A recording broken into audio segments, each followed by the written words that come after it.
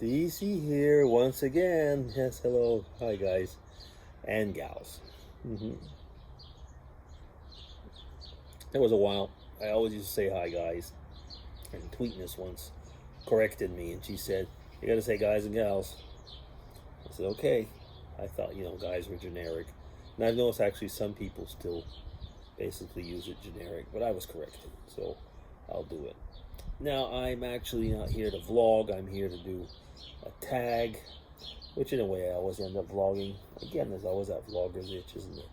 So it's Dave Nicholson's 5 random questions tag from June 12th, 2022.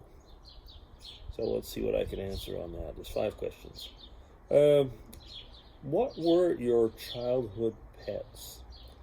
My family was a dog family. We were not even allowed to like cats. I barely exaggerate on that one. We were a dog family. Don't have cats. And later on in life, we had Dago and Cleo, hence the name Dago Cleo. So, but they're not my childhood pets. It would be my children would have to answer that one. So our childhood pets were dogs, but they were garage dogs. They were not house dogs. They were dogs that were my dad got very often, like I say, literally from somebody from a garage, and they stayed outside all year, and it was cold, and we used them actually a lot as sleigh dogs. Yeah, sled dogs. So that's probably leading into the second question. Did your pets or do your pets do any good tricks? Well, now we don't have any pets.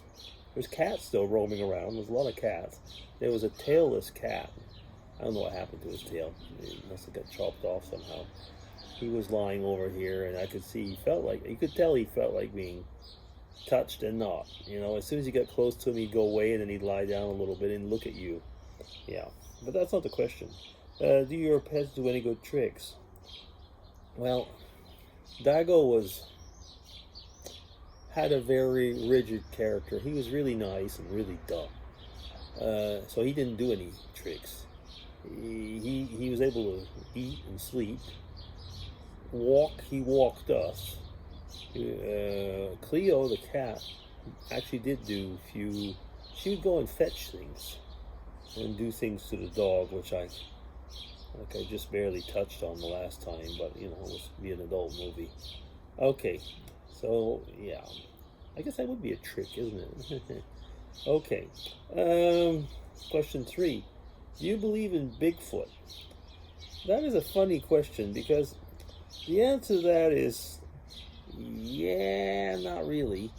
But I really loved watching. There was a friend of a Facebook and YouTube friend who was really into it, and he brought so much evidence at times and things of weird, almost paranormal things. This guy believed in a paranormal Bigfoot, contrary to a big ape, put it that way. And if I was going to believe in a Bigfoot, it would probably be more in that sense. Something that comes from the paranormal or the spirit world, which I do believe in the spirit world.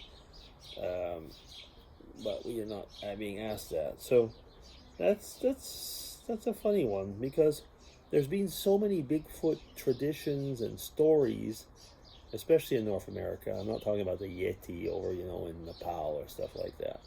But there's just been so much of that you kind of wonder, what was it? What was going on? Of course, people for years have been trying to trick people into believing things. So,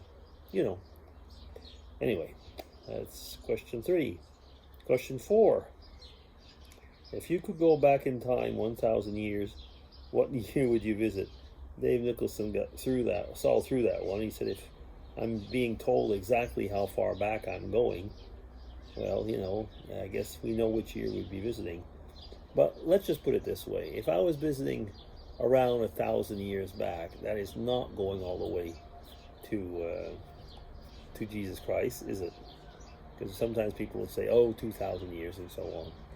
So you're in kind of like really the medieval times, but like in the years 1000, which are the years when people started to build cathedrals and stuff like that.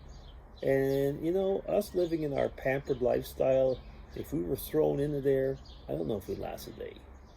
Yeah, so I don't know if I really would want to go back there. Question 5. What 2 languages would you like to be fluent in? Okay. My mom is from the English-speaking world in Canada. My dad was from the French-speaking world, so we always spoke both languages, those 2. When I moved to Switzerland, I learned German and essentially basic Swiss German. But I would like to be able to, I'd like to be able to speak, let's say, Spanish. Yeah, Spanish. And probably Italian. Or a Scandinavian language, actually. Maybe a Scandinavian language in Spanish. Those 2 would be nice because, you got the northern world, which I've visited quite a bit for professional reasons, but we always used English. And Spanish because of, my son's Spanish connection. Yeah, so those are the 5 questions, 5 random questions. So that's it. DC signing off. Take care, everybody, and have a good Sunday still. Bye-bye.